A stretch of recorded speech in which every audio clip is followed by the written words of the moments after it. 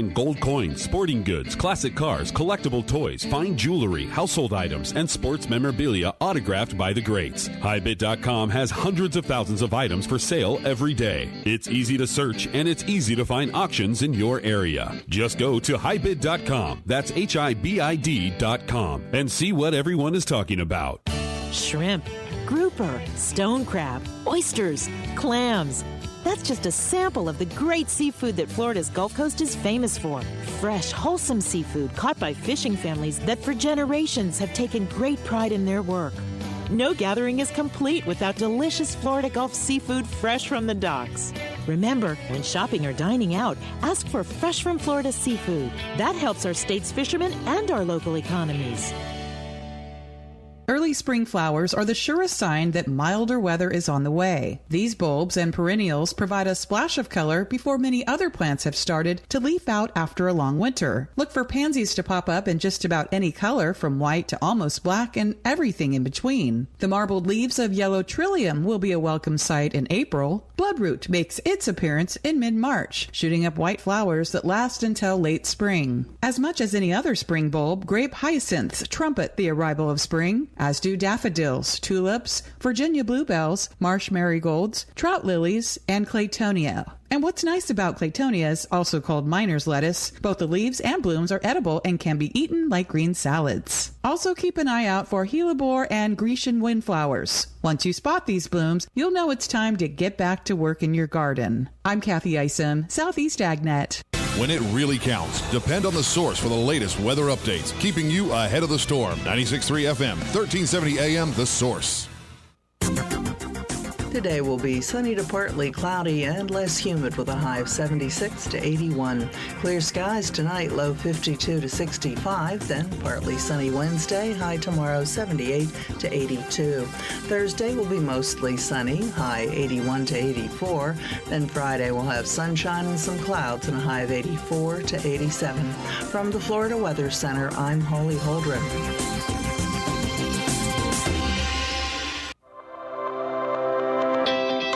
The Ocala Golf Club, one of Ocala's premier golf courses, from its pristine 18-hole course layout to its amazing pro shop. Jason Linhart and the staff at Ocala Golf offer everything that you need for your golf outing. That's the Ocala Golf Club. Experience country club style golf at municipal prices. You won't go wrong with the Ocala Golf Club. Call them for a tee time today, 352-401-6917.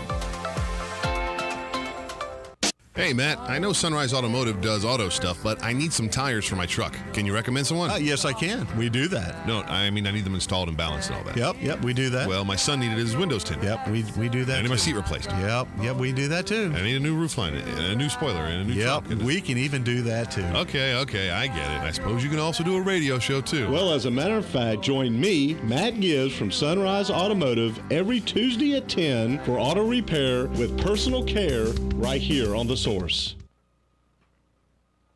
Auto repair with personal care. We know what we're talking about. Matt Gibbs and the guys over at Sunrise Automotive will treat you right. We'll treat you right. That's right. It is time for Auto Repair with Personal Care with Matt Gibbs from Sunrise Auto. And like the song says, he'll treat you right. Matt, good morning to you. How you doing, Tom? How you doing? Good. You know, some of the best conversations we have don't go on the air. I know. You know, some of the best conversations we have. It's car buying season. It's people, yes, sir. People like to come out in the spring and buy cars. Yeah. I sold cars for a while. And the best months you would have were March, April, May. People getting their tax returns back and everything. They'd have down payment and everything. But when you go to a used car lot, or you go to a car lot that has it's secondary car lots where it's not new cars, but it's quality used cars. Okay. What is the rule of thumb? Is it okay to ask the salesperson or something like that, hey, I'm very interested in this. Do you mind if I take it to my mechanic and get them to check it over? That's an absolute 100%. If they say no, go somewhere else. Real quick. So if you're on a lot and you say, hey, I like the way this car looks, I like everything you're telling me about it, it says it's been certified by you, you mind if I take it to Matt, my buddy Matt Gibbs over at Sunrise, get him to check it out? Guy goes, you don't need to do that. Everything's good here. Yeah. Leave that car lot. Leave that car lot right then. Immediately. Do not just gut in your car and leave. And that's not even if you want to take it to Matt. If they won't let you take it to whomever you use. Right. That's what I mean. Yeah. Just go. Red flags, black flags, yellow flags. That's every flag in the spectrum is waving right there in front of you right then and there. If they don't want you to take it to let somebody else look at it, there's chances it's sawdust and grease holding it together. Now, I will say this, because I do a lot for the dealers here in town. Yep. I do a lot for the customers here in town. So be careful where you take it to. Number one, if you take it to a garage, naturally, that's how they make money, by fixing cars. Right. So they'll nitpick things. We had a car. This car was at a dealer that I service. Right, so the customer did that. They took it to this other garage, and it was an aluminum engine. Okay, Right. So on the oil pan's made out of aluminum. It's not a steel pan; it's an aluminum pan. And in the mold, you know how, like, if you ever notice them, you'll see like little lines in the aluminum. Well, the company was telling them those are cracks, and you need a new oil pan. And so they called me up and said, this was a customer that knew that we had serviced the car, called me up and said, hey, you service this car for this company, and I took it to my mechanic, and he says the oil pan needs to be replaced because there's cracks in it. I said, so is it leaking oil real bad? And they were like, no, there's these little lines.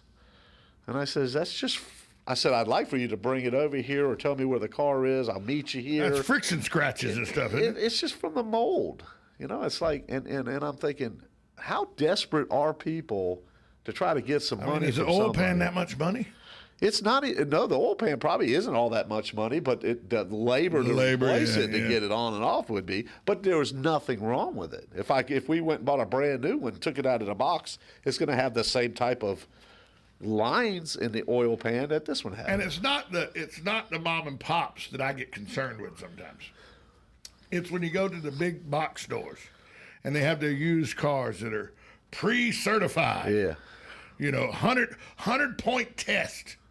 And you'll ask some of those guys, hey, you mind if I take this because I want to test drive it? And on the test drive, I'm going to stop by my mechanic. No, we got 100 pre-certified. We check 100 different things. There's no reason to take it to a mechanic. Now, I know he's saying that because he just wants to get the paperwork done and get the car off the lot. Right. But that still bothers me. Yeah, that would. I wouldn't do it. I would just say thank you, but I'm gonna go somewhere else. Well, why? We do a 100-point service check. Okay, so if you do a 100-point service check, then why can't you let my guy just take a look at it?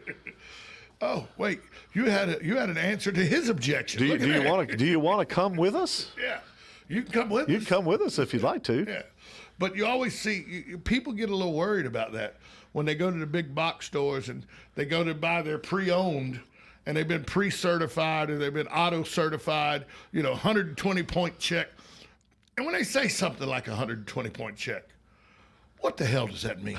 Okay, so I don't know about everybody else, but I can only speak for myself, okay? Right.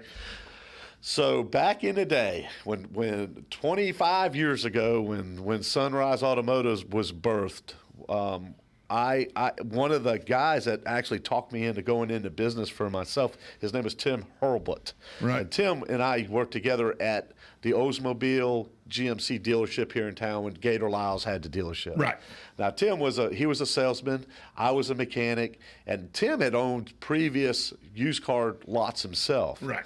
And he came to me one day and we're talking and he says, man, you have the personality, you have the ability to, and I was young. I was probably in my late teens, early 20s. He says, you have the ability you have what it takes to have your own company. And he basically is the one that kind of got me thinking and went with the process. He left the dealership. He opened up his own dealership called The Ultimate Choice. And then I opened up when I first went into business for myself, I think I was 23 years old, and I had a partner. And we called it D&M Auto and Truck Repair, and that's where I started. Mm-hmm. And Tim was one of my first customers. I went right to him. He gave me the work. We knew each other. We respected, and I respected him. He was the only salesman, Tom. He was the only salesman. He worked in a new car dealership. Right. If you came in and bought a car from him today, Okay, you bought a car from Tim. After the deal was done, he had an apron he kept in his office. He would put on this apron and he hand waxed and detailed your car before you came and picked it up. He did it himself. He did it himself to make sure what he was delivering to the customer was up to his standards. That's right. He did that on every car he sold a customer. I sat there and watched him do it with mine. See, when I sold cars, I didn't do that. But what I would do is I would go. Because, you don't sell. Sometimes you get 2 cars in a day, but most time it's 1 car a day and everything, And I would go sit out there in the detail shop, and I would just stand there and watch them detail my car and wax it and everything. So then usually the detail driver didn't bring it up and tells the salesman it's ready. I would drive it out of detail and bring it up to my customer. Right. Because that way I oversaw the whole process. I knew what my customer was getting. That's right. And I sold exclusively, don't get me wrong, I worked for Gatorland Toyota. Okay. Back in the day when Adam Rollman owned it, before Gettle bought it before Gettle started buying everything up. But I worked there, but I worked over on the used car lot side. Okay. Because I learned early on you can make more money on the used car lot side. Yep. But they did a 120-point pre-certified check then. And I still don't know what they were checking out. Okay, so when I started Sunrise Automotive and I dealt with Tim Holbert, and then I met Wes Wheeler. He was the owner of Midstate Motors back in the day, and then I met Chris Spears, and he owns Prestige Auto Sales, and I started doing stuff for these guys, and I noticed that these guys had standards. They had a certain standard they wanted things done at, and so what I did was I created, back working in a new car dealership, when we got cars in from the factory. They come in on the trucks and they're unloading the cars. Not all of them work perfectly. And and we had to do what we called a PDI, a pre-delivery inspection. So before the car could go out on the lot, it had to go through the service department. Well, I created that same thing for the used car departments. Mm-hmm. I created it to where if you go to the auction and buy a car, if someone trades in a car, you buy it off the street, it goes to me. We do this check. Now, this check has everything from checking the tire depth gauge to actually telling you how many millimeters are left on the brake pads, front and rear, checking belts, hoses, making sure when we deliver a car back to the dealership, all the seat belts are plugged in so that we know that all the seat belts work. All the lights, turn signals, brakes, air filters, but how much into filters. The motor do you get into? Well, what we do is we test drive the vehicle and we make sure that the drivetrain is all functionally exactly to its specifications. So we do compression tests? Not if the car it doesn't have a compression issue. See, if the car is running good on all 8 cylinders or 6 cylinders or 4 cylinders, there's no need to do a compression test, because if I do these things, my guys have to get paid. I have to charge the dealer. And then the price of the car goes up. Exactly. So if a car comes in and it has a drivability issue, it's running rough or what have you, has a miss, and we now it may go into compression, it may go into cylinder leak down, it may go into whatever we need to do to diagnose that issue, and then we report back to the dealer and say, and the one thing I train my guys is, let's not do all this other stuff to the car and then save that for last. Let's do that first. If there's something not driving right, if the AC's not blowing cold, let's look at that before we tune it up and replace the filters and replace the air filter. Let's find out why the AC is it evaporator, is it compressor? What's the problem? What's going on? So we literally have, I don't know exactly how many points are on it, but it's 2 pages, so it's carbon copied. So my technician has to sign that all this stuff either passed, failed, or needs repair. And then there's a copy that we give to the dealer, that if the customer wants to see it, there's a copy of what we have done on every one of these cars that goes to the dealership, and it also stays with us. Right. So if you replace the compressor, it says replaced air conditioning compressor. And the other thing that we do too, that I don't know, and I'm probably opening up a big can of worms right here, right now, is that if, let's say, well, that's what we do here. Yeah, and that's why they won't. Never mind. Yeah. and so in our world, so if they buy a car, let's say we're going to use Prestige Auto Sales if Prestige goes and buys a car and the AC doesn't work, We're checking it out. It needs a compressor. This compressor's come apart, so we have to do the whole thing. We have to do the compressor, the expansion valve, the dryer, and a condenser, because a lot of the condensers, none of the condensers you can clean out anymore. They're bilateral. You have to replace them if the compressor comes apart. Right. So I call my parts guy. I got a Pacific company that I use for all AC stuff, and I call and get a kit. So the kit comes with all the parts that I need. Now here's the deal. Now when you come and buy that car, we've done the repair. You come in, you buy that car. And 5 years later, the air conditioner quits. Warranty. A lifetime warranty. Warranty. Lifetime. Yeah. Lifetime warranty. I buy it with lifetime warranty. And guess what? You get it with lifetime warranty. So if you're out looking for a used car and you go to somewhere like Tues Prestige and it had this done or that done, find out what was done. Because if we did it, lifetime warranty brake pads. Yeah. Lifetime warranty water pump, lifetime warranty alternator. The only thing, and it's the parts. Okay, so 5 years down the road, that alternator gives up. You don't have to buy an alternator. Still got to pay the labor. Got to pay the labor, but you don't have to buy the alternator. And an alternator for my Cadillacs. About $3. Yeah, it's not cheap. No, not cheap. That's not cheap at all. Right. So a lot of garages, okay, they warranty things for 12 months, 12,000 miles. And then if, let's say you're beyond the years or beyond the time, the mileage, and if something breaks, well, then I'm sorry, but you're out of warranty, sir. But yours is lifetime for a lot of things. And they might get lifetime too, but you know what? Then they end up just charging you anyway, and then they get the parts for free. You feel what I'm saying? Yeah, I don't like that. I don't like that. You're on with Matt Gibbs. Good morning. Good morning. Hugh. Hey, with the cabin filter, how often should you have that checked? And is that something that you would probably change like every other oil change, or how often? No, I would check. I would probably check it at least on a cabin air filter. Hugh, it really depends on where you live. If you live down a dirt road, you definitely want to change it or check it more often. But I hate to say this, so if you're a slob and you throw stuff out on the floorboard and you're not very neat and you don't vacuum out your car, you're probably going to go through more of them than if you keep your car. If you keep your car like Sonny, a cabin air filter may last you your whole life. If you keep your car like me, though, with sand and dirt all in the floorboard, and everything, you get it vacuumed once every 2-3 months, you're going to go through some cabin air filters. Right. So just if you haven't ever checked it, have it checked. If it's nasty, replace it, and you may want to do it 6 months or so. Do it twice a year. You might do it once a year. You might want to do it once every 5 years. It all depends on how you keep your stuff. Well, I had quite an experience here a few years back when one of my passengers was a hairy dog. Yeah. And I took my car in, and the guy says, your filter is probably pretty bad because there's a lot of dog hair all over the place. And they went and took it out. They showed it to me, and I couldn't believe how bad it was. Yeah. But the dog is not with me anymore, so it's just myself as a passenger. Yeah. Yeah. That's it. So there you go. That's a perfect example. Thanks for the call, Hugh.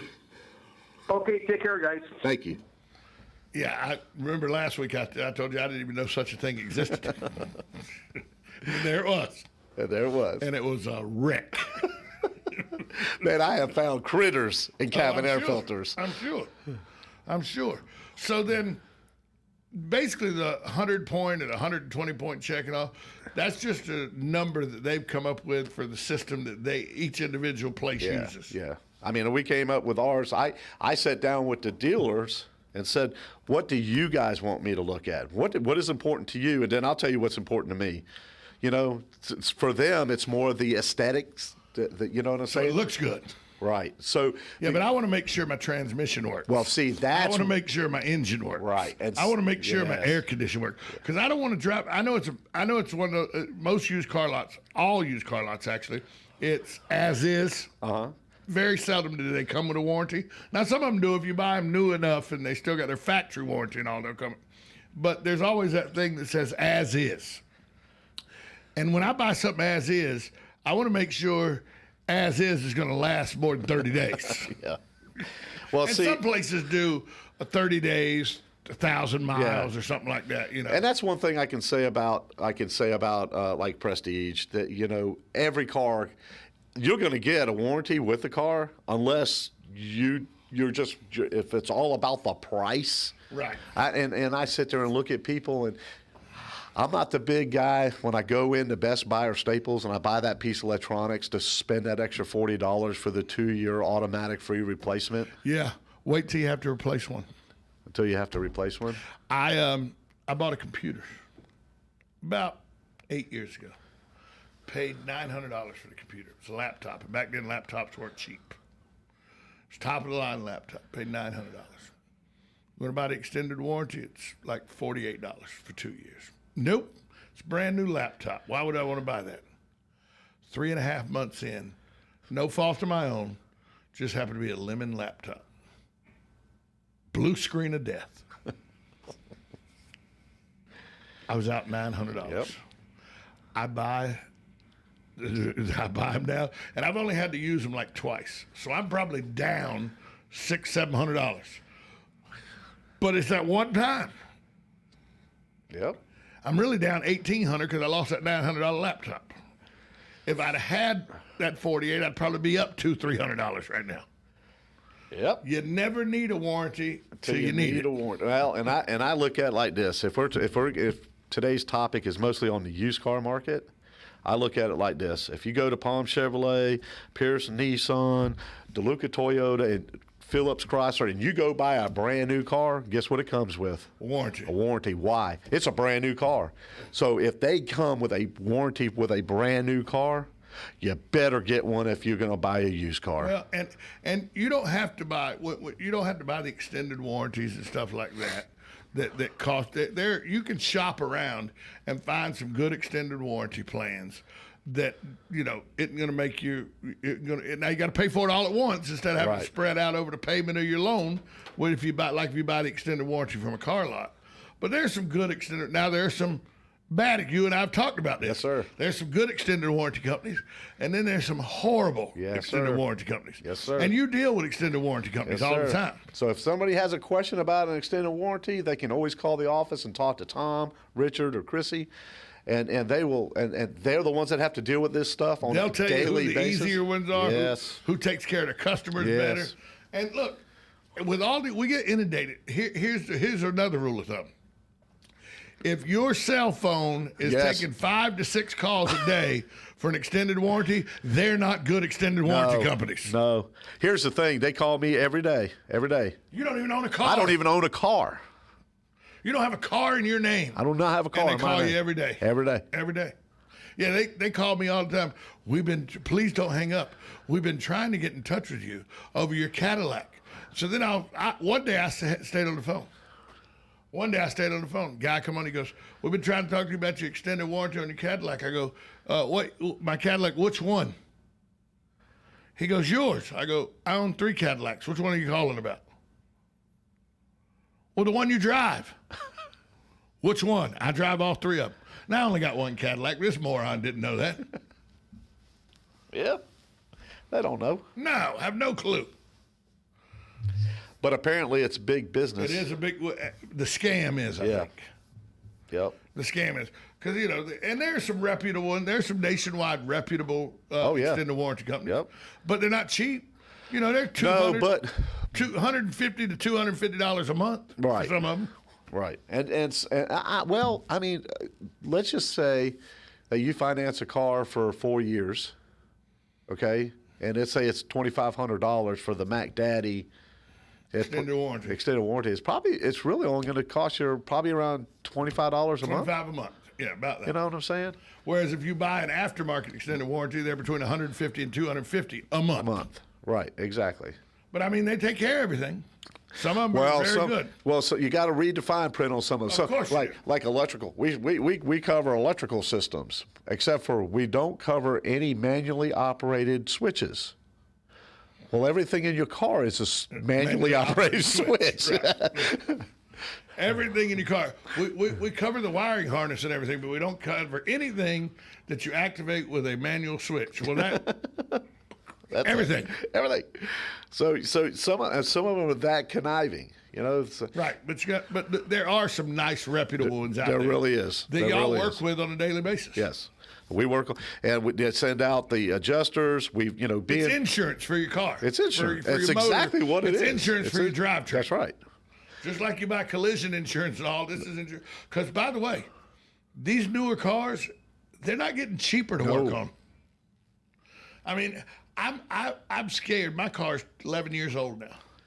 And I'm scared of what replacing that computer system would. It would probably cost more to replace the computer system in that Cadillac than Kelley Blue Book says it's worth.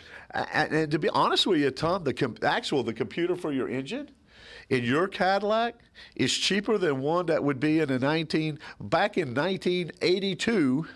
Okay, those computers were stupid priced. Well, yeah. Stupid for thousands. Yeah, and they did very little. And they ran your windows, your power windows.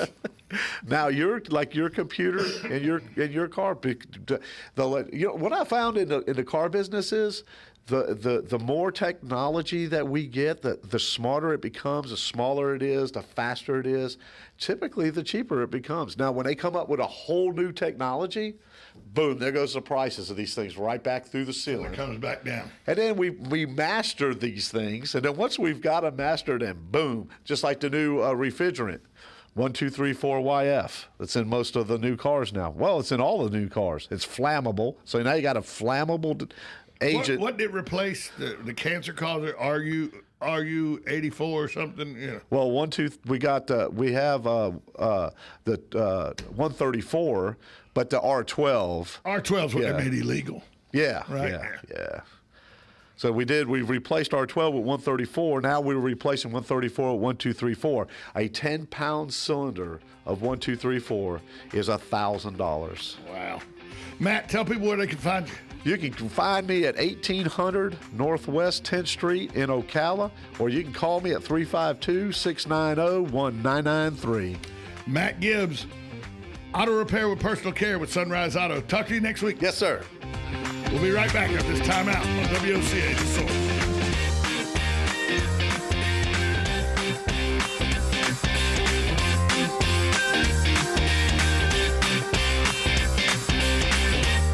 Broadcasting from the Paddock Mall Studios, this is WOCA, Ocala, Gainesville, The Villages, 1370 AM, 96.3 FM, The Source.